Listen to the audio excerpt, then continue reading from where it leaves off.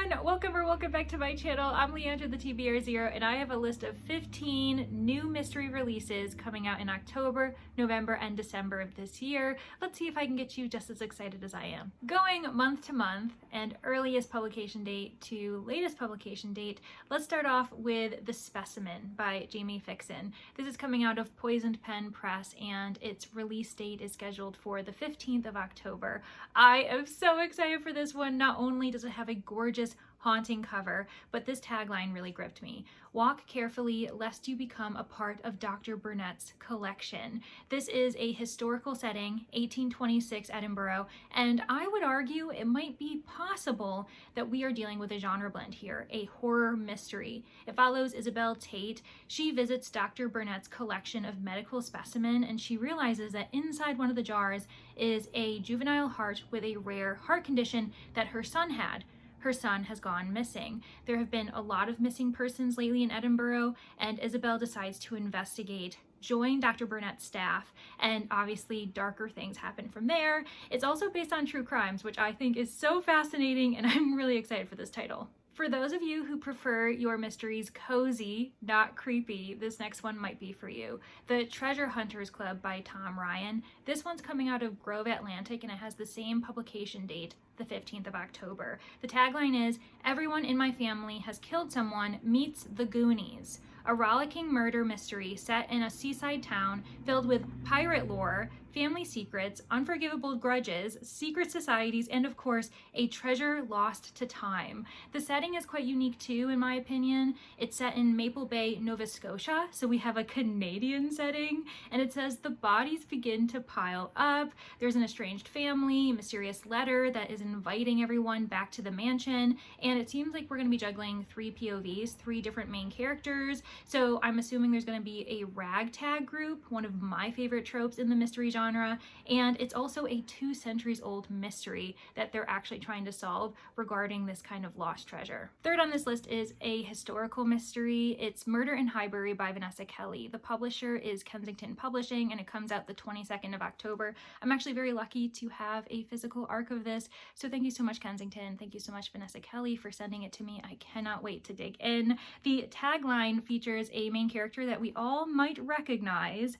Jane Austen's Emma Knightley entertains a different role in Highbury, going from clever matchmaker to Regency England's shrewdest sleuth. So we know that the setting is Highbury. We know that our main character is Emma from Jane Austen's canon. So if you're someone who really enjoys reimaginings, retellings from classics, this is probably for you. Also, if you've enjoyed The Murder of Mr. Wickham by Claudia Gray, that's why I have very high hopes for this. It says that less than a year since marrying George Knightley, Emma ends up discovering a body in the church. What a great premise, and what a classic way to find a body. You will soon see how popular the 22nd of October is as a publication date, because I have 3 Christmas mystery books that I'm very excited for, and I guess Christmas is coming early this year. The first one I'm going to mention is Death Comes at Christmas. This is an anthology, and it comes out of Titan Books. It seems as though it comes from modern mystery writers. They're all coming together and writing short form mysteries. It's really a classic form for the mystery genre that I think a lot of us don't recognize or take the time to appreciate. So that one I'm very excited for. In addition to that, we have another collection that I am so over the moon about, Christmas Crimes at the Mysterious Bookshop. This one comes out of Penzler Publishers, and what's really exciting about it is Otto Penzler is the owner of the Mysterious Bookshop in New York City, and so in creating this anthology, apparently the authors were given 3 requirements. Their short stories had to include a mystery or crime, some suggestion of crime occurring. It had to be set sometime around Christmas, and it also had to have the story include at some point either the entirety of the story or at least one scene that features the Mysterious Bookshop itself. So this one, I really can't wait to dig in. It sounds perfect for the Christmas season. And finally, we have a Christmas edition of a very popular series, Everyone This Christmas Has a Secret by Benjamin Stevenson. He has come up with 2 other books in the series, Everyone in My Family Has Killed Someone, as well as Everyone on This Train is a suspect. I think that's the title of that one. If I'm wrong, I'm sorry, friends. I haven't actually read anything from this series, but I've been meaning to, especially because I think the second book has a really good chance of making the Goodreads Choice Awards. And now we're moving into November. The first book that is anticipated for me on this list is The Author's Guide to Murder. This is by 3 different authors, including Beatrice Williams, Lauren Willig, and Karen White. The publisher is William Morrow, and the anticipated publication date is the 5th of November. It says that it's Agatha Christie meets Murder, She Wrote, and I was really intrigued by this premise. It's a locked room mystery. If you love that trope, this is probably a book for you. It's themed literary satire, and it's a bibliomystery because we are dealing with authors, and authors murdered, authors are suspects. I mean, who doesn't love that? And the murder takes place on a remote island in the Scottish Highlands. What more are you asking for? This seems quite quirky. All of the suspects are writers, especially 3 women writers, which I love the parallel as the book is written by 3 women writers. So I'm wondering how similar to real life it's going to be. I mean, obviously these women haven't murdered someone, but you know, a girl can dream. A bit more off the beaten path, taking a bit more risks, is the 8th book on this list, Pony Confidential by Christina Lynch. This is coming out of Berkeley, and it's also going to be published on the 5th of November. Just wait until you hear the tagline. A hilariously grumpy pony must save the only human he's ever loved after discovering she stands accused of a murder he knows she didn't commit.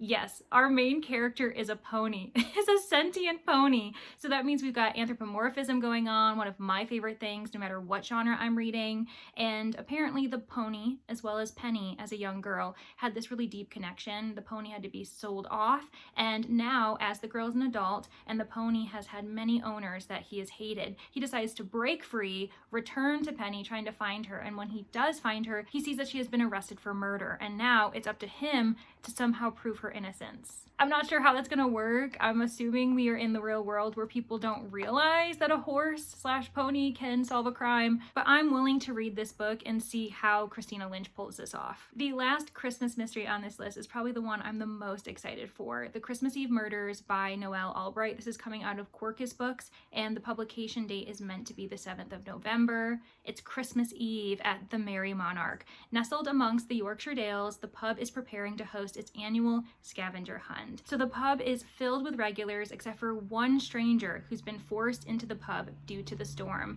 Maddie Marlowe is a journalist. She's homeward bound for Edinburgh for Christmas, but her car fails, and because the storm is so bad, she ends up taking refuge at this pub. So consider this. You are stranded at the pub, it's crowded, there's so many people around, and then the power cuts off. Darkness descends, and then there is a murder, and you have to figure out who committed the murder before another one happens. Oh my god, I'm so excited for that one. For those of you who do want a bit more creepy, reminiscent of the specimen earlier in this video, don't worry, I've got you covered. Deadly Animals by Marie Tierney. It comes out of Henry Holt, and the publication date's the 12th of November. It says, finding a dead body is not normal, but Ava is not a normal teenager. In this chillingly beautiful mystery, only the obsessive spirit of youth can save a desperate town from a savagery within. Our main protagonist in this is Ava Bonney. She is 14 years old. I know that might make some of you assume that this is young adult, but my understanding is that it is an adult mystery. Ava is very intrigued by the macabre. She happens to live nearby a highway, and so she has this nightly ritual in which she goes and sees if she can find roadkill.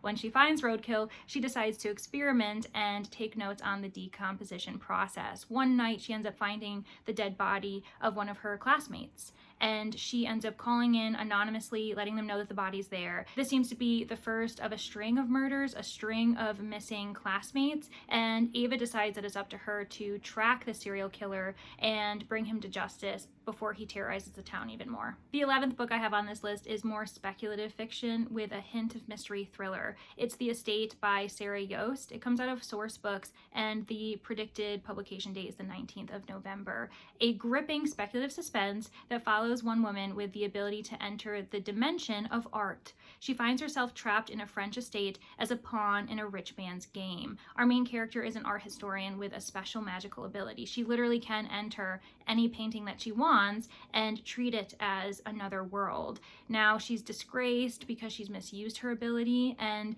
she needs to up her reputation. She needs money. So she ends up accepting this very mysterious offer by an enigmatic aristocrat named Maxime name Foucault. This strange offer seems to be linked to the disappearance of another artist that she has been greatly fond of, but as she gets more and more into it, she realizes that she may be in danger herself. Moving from speculative suspense to a magical mystery, I give you A Trinket for the Taking by Victoria Laurie. This comes out of Kensington. It's meant to be published on the 26th of November, and I am so excited for this genre blend. It's the first in a brand new series, and it follows Dovey Van Dalen. She is some 200 years old, going from 1840s Copenhagen to modern day Washington, D.C. as an enchanting agent. She's pretty much a retriever of magical items. She is assigned the case of retrieving a certain magical item associated with the very rich and powerful Areti family. This family has been suffering from various members just dropping dead,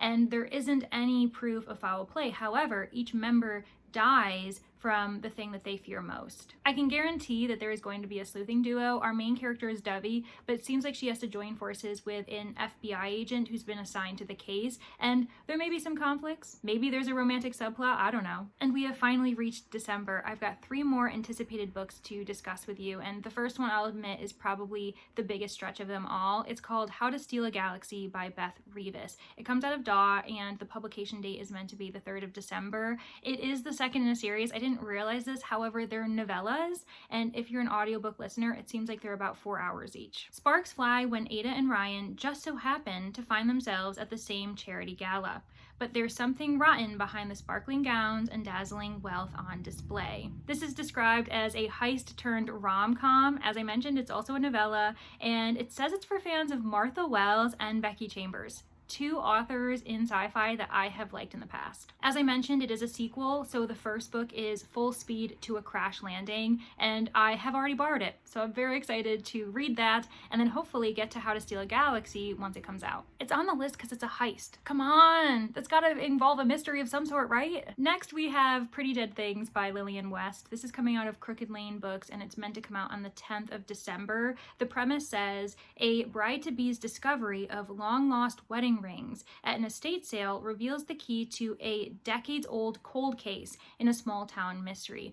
I think this may be the only book on this list that involves a cold case, something that I typically really do enjoy. The last cold case that I liked that had a dual POV just like this one was One Puzzling Afternoon, and I do see a lot of parallels in addition to the dual timeline. So the 2 timelines that we're going to be juggling are 2024 and 1953 that involves twisted lies hidden in a small town. So if you like small towns with dark secrets, this is definitely up your alley. And the cold case we're actually focusing on is the disappearance of a home wrecker back in 1953. No one at the time seemed to really care about this missing person until 70 years later when our bride-to-be finds her ring. And finally, 15th on this list is The Resurrectionist by A. Ray Dunlap. This is coming out of Kensington Publishing, and it is meant to come out on the 24th of December, Christmas Eve. A decadently macabre, dark and twisty Gothic debut set in 19th century Scotland. Again, Scotland. Quite the theme this winter, when real-life serial killers Burke and Hare terrorize the streets of Edinburgh, as a young medical student is lured into the illicit underworld of body snatching. So we've got historical fiction, but also mixed in with true crime, real people who are fictionalized within these pages, dark academia as well, murder, greed, grisly origins of modern medicine. There's a competition amongst the body snatchers that leads to violence, and I think that's where the bodies are gonna come from. And then, as I already mentioned, the fact that we have a mixture of fiction and fact, that's a really trending thing, especially when it comes to mysteries these days, so I'm very intrigued to see how this author pulls it off. For those of you who are wondering who Burke and Hare were, but don't really feel like Googling it, I did it for you. Burke and Hare committed 16 murders over a period of 10 months in 1828. They were selling the corpses to Robert Knox, a well-known anatomist at the time, and he was using them for dissections at his anatomy lectures. Whew. I truly am so excited for all 15 of these books, and I'm going to be adding them to my TBRs when I can. In fact, I'm hoping to request quite a few of them on NetGalley. Cross your fingers for me. It'd be very exciting if I got any of them as e-arcs, even though, as I mentioned, I do have one as a physical arc, so I'm definitely going to be reading that one. Let me know in the comments what books you're most excited for, what books did I miss that you're anticipating, so I can add them to my own growing TBR list. And yeah, let me know how you've been today. Thank you all so much for getting to the end. Thank you to my manor guests, my sleuths, my witnesses, my corpses, and my... who did I miss? My suspects, the killers. Thank you all so much, and I hope to see you all in the next one. Bye!